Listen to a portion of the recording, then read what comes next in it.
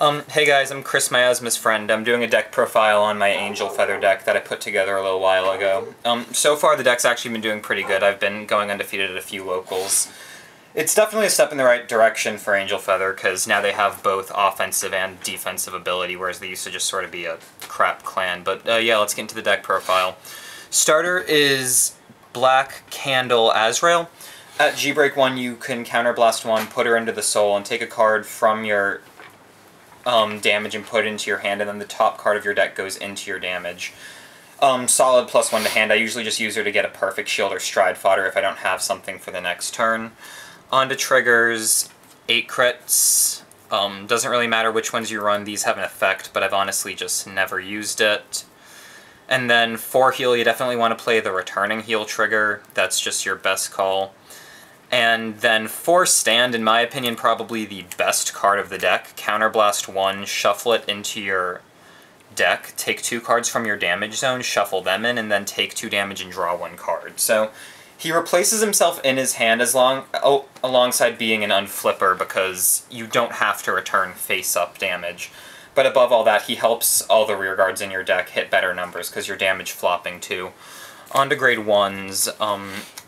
4 stride enablers. If you're playing a stride deck, you want to be playing 4 of these just so your deck can consistently do what the deck is made to do. No need to really go into any further explanation.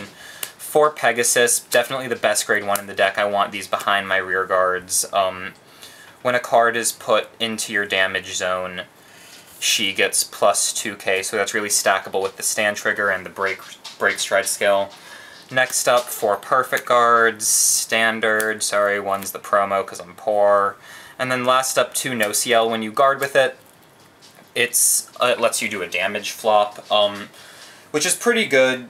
Definitely at G-Break 2, because of your grade 3 Shivers skill, she gives the entire front row +2k.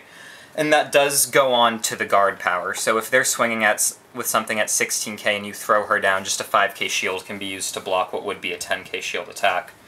So that's it for the grade 1s. On to grade 2s. Definitely the best grade 2 is Broken Heart Nurse. When a card's put into your damage zone, both her and your Vanguard get +2k, so really, I've never needed to call a booster behind my Vanguard with something like this, because your Vanguard's already going to be hitting pretty high numbers on its own, and with her, she's just going to be hitting even better numbers, which is pretty good for just saving cards in hand. You can get rid of the starter without really having to worry about losing a booster. And for a card that I'll show you a bit later. Next up, I play 4 of the grade 2 Pegasus. A lot of the decks aren't playing 4 of this card, just because they think that since you already have your nurses, this card isn't quite as good. The way I play the deck, I want to be as aggressive as possible, close out games as quickly as I can, so I think this card's actually still pretty good, just because it's the next best thing to her if you want to hit big numbers.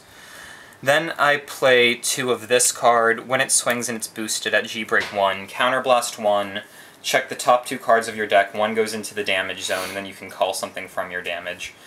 She's not super useful, but if you don't have these yet, she can tutor into one of them, and you can sometimes use her to loop off another attack, but usually I want one of these, or both, a combination of the 2 of these as my front row. This card's just sort of backup.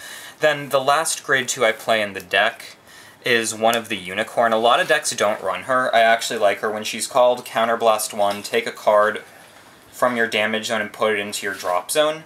And then when she leaves the field, take a card from the top of your deck and put it into your damage zone. So on call, lose a damage. When she leaves, take a damage. But she has resist, so what I'll usually do is I'll just call this behind my Vanguard and use that to get rid of my damage. And most decks, really, besides Brawler, don't really have a great way to pick her off. If she's behind my Vanguard, it keeps her safe from things like Big Crunch, Root Flare, combos like that. For grade 3s, you play 4 of the Break Stride. Definitely, in my opinion, one of the best Break Strides in the game. When you stride over her, Counterblast 1, you get to check the top 3 cards of your deck. 1 goes into damage, and then you get to call a card from damage, and it gets +2k on its own. So if you're calling out a Pegasus or the Broken Heart Nurse, she gets +2k to make up for not being on the field already.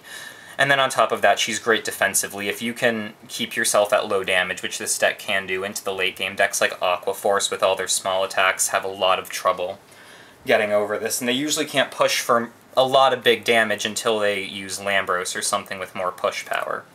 Next up for the grade 3s, I play 2 of this card. He's just another ride target. He's honestly not that great, but you have to have something. Some decks play Legion. I personally don't like it that much, but he's an 11k body, so you play him. The better grade 3, in my opinion, is this card. She's basically a grade 3 version of what the horses do. Whenever a card is put into your damage zone, she gets plus 2k. So if she goes to your damage, this is another really valid card to call out with your Break Strides ability. I've been thinking of just going 4 of her and cutting this all together, but for those few unfortunate games where I don't see my Gavriel, it's nice to have something good to play into, so this card just gives me a nice, valid ride target if I really need to. Then on to the Stride Zone, definitely what makes this deck so great. You have 4 of this card. She is your auto healer. For free, you just flip up a copy of herself, take a card from your damage zone, can be face down or face up, and you put it into your drop zone. She doesn't offer any good aggressive plays, but your stand triggers honestly do that perfectly, so she's just great for the deck. You can play into an absurd late game. Then 2 Uriel. She's like your first stride. All decks kind of have to have a crappy first stride to go into. On hit, check the top 2, and then you get to damage flop with one of them. She can loop another attack, or she can help you plus your field, but personally, she's not my favorite. Usually I'll just go into Blizza to flip up a copy of her, so I can unlock my Gavriel's G-Break 2 from early on, and then just be able to guard much more defensively for the rest of the game. And then finally the finisher of the deck is Raziel. When he's placed on the Vanguard Circle, you Soul Blast 2, then take all the cards in your damage zone, shuffle them back into your deck, and then you take equal to amounts of damage. So not only is he a mass unflipper, if you're at 5 damage and you have a board of horses, then everything just got plus 10k. He's definitely the best finisher in the deck. I've closed out so many games by just going into him. Sometimes I won't even go into my second one of her, I'll just go into him if I think I can actually win that turn. But yeah, that's the deck profile, you guys. Definitely tell me what you think. It's been a lot of fun playing it at my locals right now, and I definitely really enjoy it.